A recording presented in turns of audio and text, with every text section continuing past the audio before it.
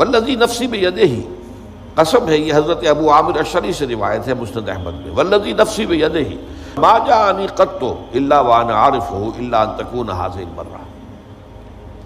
اس ہستی کی قسم جس کے ہاتھ میں میری جان ہے، کبھی ایسا نہیں ہوا کہ جبرائیل میرے پاس آئے ہوں مگر میں ان کو پہچان لیتا تھا۔ یعنی حضرت جبرائیل ایک تو آتے تھے فرشتے کی اصل شکل میں، وہ تو غیر مرئی تھی، صرف آواز سنائی دیتی تھی، اور وہ بھی آواز بھی لفظی نہیں ہوتی تھی،